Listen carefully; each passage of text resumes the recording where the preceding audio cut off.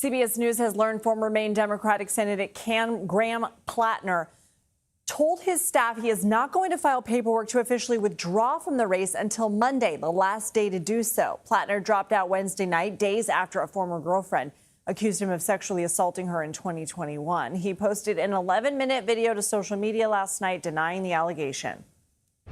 This is incredibly difficult because I know that some will think it's an admission of guilt, and it most certainly is not.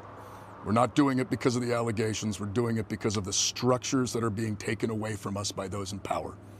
Top Democrats had stood by Platner amid a series of other controversies, but they changed their tune once the new rape allegation came to light. The Maine Democratic Party has until July 27th at 5 p.m. Eastern to decide who will replace Platner on the ballot. Democrats see Maine as a key opportunity to pick up a Senate seat in the upcoming midterms.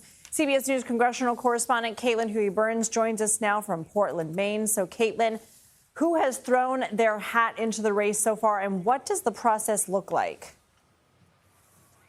Hey, Lindsay. Well, the question may be who hasn't thrown their hat into the ring so far. There have been so many people that are now vying for this position, some even saying that they were interested before Platner even dropped out. You've got a co-founder of a beer company. You have a former state Senate leader, former congressional staffer, Jordan Wood, who actually just spoke to our Major Garrett a little while ago. Take a listen to what he had to say.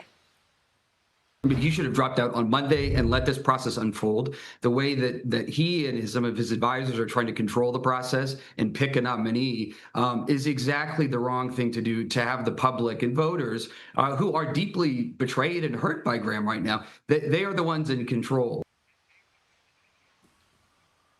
So a crowded field to replace him. But here's the key, Lindsay. Graham Platner has still not officially filed his paperwork to end his Senate campaign. He's got to do that by 5 p.m. on Monday, or else his name will remain on the ballot. And he's told staffers that he's planning not to do it until the very last minute on Monday. So you can imagine the anxiety that this is already causing the party. Meanwhile, the state party is moving ahead with potential plans to pick a replacement. They said they're going to hold a convention, but it's not quite clear what that would look like. I mean, we are in very uncharted territory here, and voters we've been talking to here in Maine over the past couple of days recognize that. I mean, some of them have told us they have no idea how this is all going to happen. And there's also a sense of disappointment among even those who supported Platner and stood by him.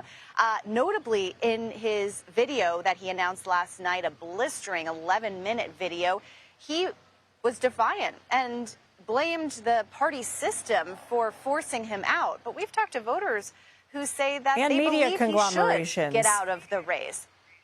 Yes, exactly, which just isn't true. But it was notable to hear from voters here who say that they wanted him to get out. So this is a messy process, to say the least. And on top of everyone's minds here among Democrats is that they're losing time to form a candidacy to take on Susan Collins. Because remember, Democrats are not going to win back the Senate without Maine. So we haven't heard much from Susan Collins, and she's kind of going by the tried and true strategy. If your opponent is shooting themselves in the foot, you better just stand back and let them do it. Caitlin Huey-Burns, thanks so much.